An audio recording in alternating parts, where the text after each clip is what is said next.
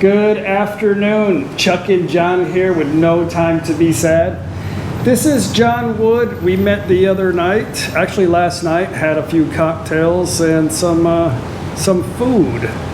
So let me see if I can remember some of the stuff you told me since I'm sober. No. But anyway, he came with Jim. Jim is another subscriber. He's resting. You guys are making a long trip around Isan. Mm-hmm. And you're headed to Khon Kaen next, Khon Kaen right? Tomorrow, yes. And today you spent the day in Nakhon Phanom. Mm-hmm. I always tell people Nakhon Phanom is an awesome place to come, and it's very easy to get from Bangkok. Just hop on a plane. So you've been around quite a while, so what was your thought of Nakhon Phanom? Well, it was my first time in Nakhon Phanom, and the view across the river to Laos was really stunning, I thought. Yeah. Some nice old French architecture along the waterfront. Yeah. And quite a thriving town. We went out to Ho Chi Minh's house or cottage, which is a really interesting site. And it's very kept, very clean, very nicely kept. A lot of the family still lives there. I didn't mention to you about the view on the river but I'm glad you noticed how spectacular it was. You've probably spent a lot of time up on the Mekong, and I would say that is the best view I think I've ever seen on the Mekong. Yes, it's stunning. There's a saying that Lao people says we have the beautiful mountains, but here in Thailand they say, well, we have the beautiful view of the mountains. But anyway, so John, you live in Bangkok, yes. right? And you've lived in Thailand for 25 years. 28 years. 28 years, and you were a teacher at a private school in Bangkok. I was a teacher for 20 years at an international school, a British international school in Bangkok. And you're a bit of a historian. You taught history. Taught history for 40 years. 40 years. 40 years. So what do you think about the school system in Thailand? Well, I haven't worked in the Thai school system. Right. So I better not talk about that. But the international schools they have an international curriculum, generally either American or British. And we're teaching expat children and Thais. We had 50 nationalities at the school I worked at. 22% were Thai, and everyone was speaking perfect English. Oh, very good. So your Thai is perfect too, right? No, I never really got off the ground with Thai. I was too busy. Yeah. Too busy. It was an English-speaking bubble. Right. You worked in a sort of cocoon. Everyone spoke English, even the Thai staff, and there was a large Thai office staff. They all spoke perfect English. It's interesting that you've been here 28 years, and I'm not harping on you because you can't speak Thai, because I think probably 99% of the expats here do not speak Thai. It's well, very I speak difficult. Taxi Thai, basic Thai. Enough just to get you from point A to point B. Some people are natural linguists. They can learn a language in a few hours. But I struggled, and the fact that it's a tonal language. Yes. And if you don't get the tone right, it means nothing, right? Thais don't understand. But so you've lived here full time for 28 years. So have you had any difficulties with that language barrier? Has it been like a problem for you? Well, I wish I could speak fluent Thai. I don't think it's ever been a problem. In Bangkok, many Thais speak some English anyway, and in shops and restaurants. Right. But no, I've never really had a problem at all. So have you always lived in Bangkok? Yes, because I worked in Bangkok 20 years. And how long have you been retired now? 8 years. 8 years, that's quite a while. So you obviously had a lot to do. We need to keep ourselves busy, and for sure we go crazy. So you found, he shared this book with me last night, and I'll share some clips of it here on the video.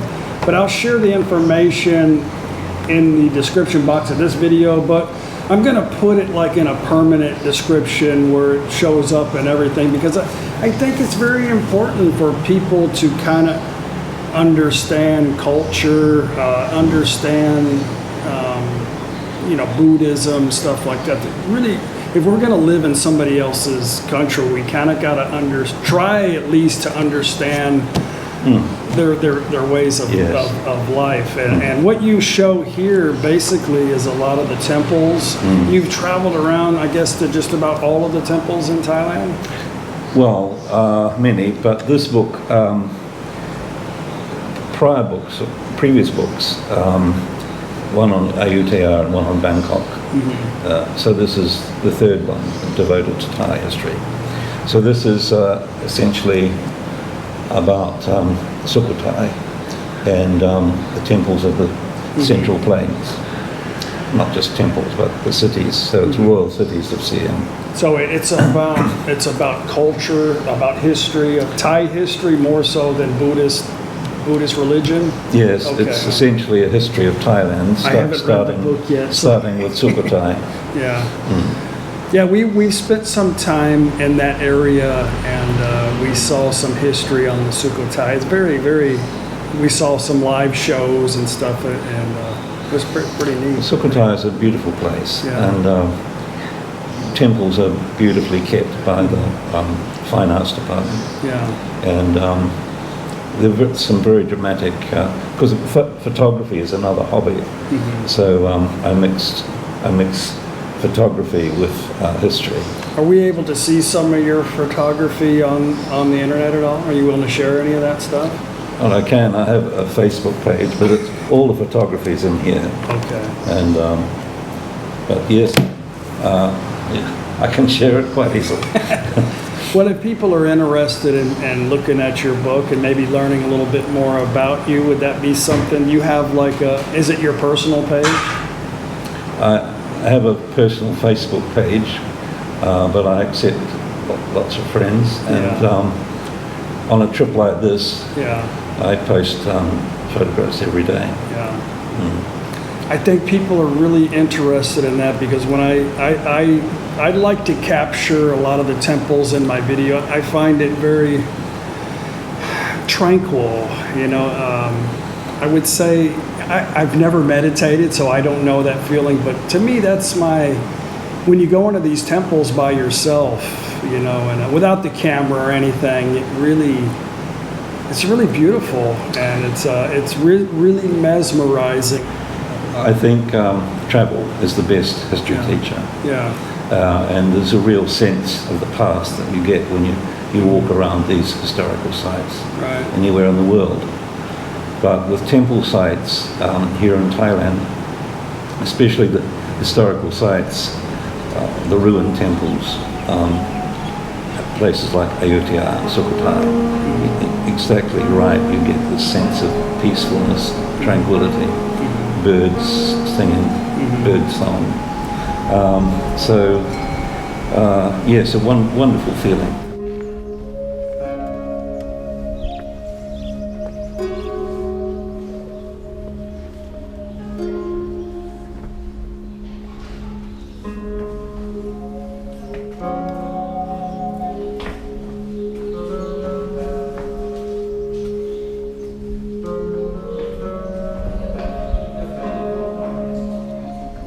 Something in the West that we would just walk by and not really pay attention. It's a waste of time, Like, I find myself looking at flowers a lot, which is an odd thing, right, for somebody like me, I guess. But I've never noticed flowers in my life, and I find myself really like trying to capture the in-depth part of the flower as best as I can in the video, And well, there's water lilies and lotuses, and, exotic flowers. I don't know the names of them, but that's, for me, traveling around oblivious to my surroundings really is my MO, I don't really want to try to understand everything. I don't think it's important, really, and I don't try to share that in my videos, like I could go on Wikipedia and do all these things, but I don't think it's necessary. I want to stumble around the planet and see things. Well, that's the theme of your videos. You make it as you like it. Yeah. But if you're writing a history book, you need to have some detail, some accuracy. But that's why I want to share this video, because I can't give the information, mainly because I don't want to, But I think it's important for people to know history, and to see the beauty of Thailand. And I think a lot of people are interested in seeing that portion of my content. I think they would be interested in seeing that. A lot of people that are coming to Thailand, I think they're trying to escape madness and look for some bit of tranquility. And because we live in a country where we don't quite understand the language, and it's difficult for us to walk up to a monk in a temple and ask them information, because that's what we probably do, is find somebody to tell us what is this about, and it's difficult in Thailand to get that. So I think if they have your book, they could have kind of an idea of what they're getting into before they go on that journey to check it out. So I think it's very important to have information like that for a lot of people. Well, temples, in fact, religious sites anywhere in the world, are generally the oldest sites that have been kept. No houses from when Ayutthaya was a kingdom. There are no houses left. And there are no palaces left. They were all destroyed. But there are still the remnants of the temples. There were over 400 temples originally there. There are now 125 that have been excavated or restored by the Fine Arts Department. And the temples, some of them dating back in Ayutthaya, maybe 800 years. So it's really a special place. What's your favorite historical temple in Thailand? That's hard. Gosh. Well, I would think Wat Mahatat at Sukhothai would be my favorite. I think for me, my favorite one probably is in Pimai. Oh, Pimai, yes. Well, it's Khmer architecture and originally Hindu. Is that probably the oldest one inside Thailand, you think? I think it's one of the oldest. The Khmers were the first to build such structures here in Thailand, and they were originally Hindu. So Pimai is certainly one of the oldest and the best kept Khmer site. If you've never been to Angkor Wat, it's a pretty good, a small little, Angkor Wat's huge, but it's similar to that. Yes, it is. So the Cambodian kingdom, the Khmer kingdom of Angkor, it spread throughout northeast Thailand, right over to the border with Burma. So there are quite a number of Khmer temples left, and they are some of the oldest. So do you do anything in, I know we can't now, but like Myanmar, Burma area, have you? I have travelled there, and I have produced one book on Burma. Blurbcom. I searched around various publishing sites, self-publishing sites, and this is by far the best. I was watching the BBC in a hotel in Sri Lanka 10 or 12 years ago.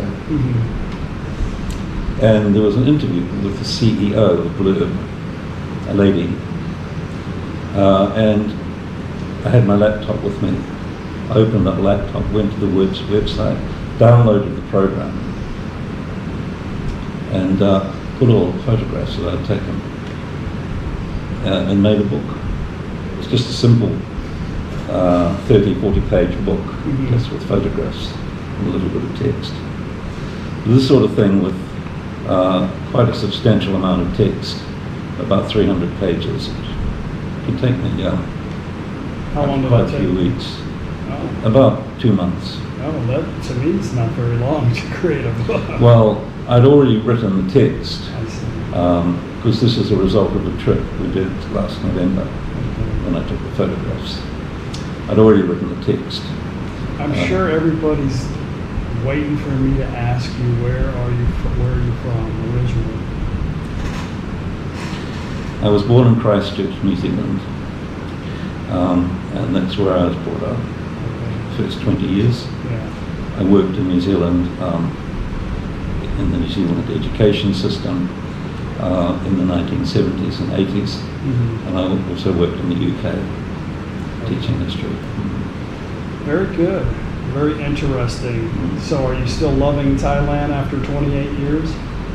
Well, I'm really discovering Thailand Yeah. for the first time because 20 years teaching, as I said before, I was Kinda anchored. working in a bubble, living in a bubble. Yeah. It was hard, it was demanding work, Yeah.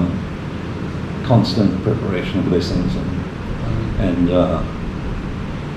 so I never really got out to see the rest of Thailand very much, and I used to organize school trips to Vietnam and China, because most of the teaching I did was in China, Vietnam and Japan.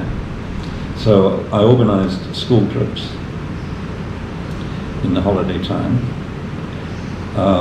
and then I used to go back to New Zealand for Christmas and occasions like that, just when my father was alive. And so I never really holidayed, traveled around Thailand. So after retiring 8 years ago, I set out to see the country the first time, the starting of Bangkok. Yeah. I walked all over Bangkok Right. and eventually produced a book on Bangkok. You walked all over Bangkok. That's a pretty good walk. There's a great little book that you can buy in the bookshops all over Thailand called 22 Walks in Bangkok by a guy called Barrett. And he's an old Bangkok hand who's been a journalist in Bangkok for decades. And he put together this book of 22 walks.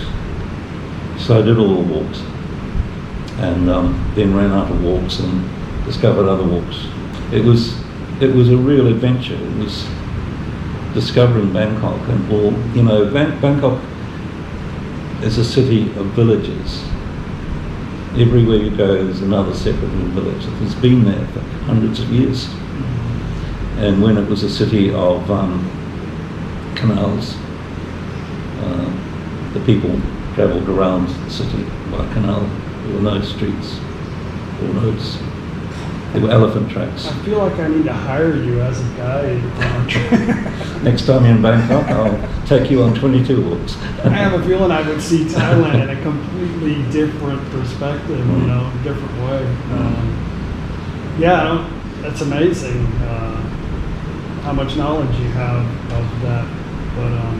But yeah, I really wanted to get some information and put this on a little interview because I think it's important for people to try to understand some real history from some real research from somebody that's really traveled to these places, and you guys can actually meet them right here.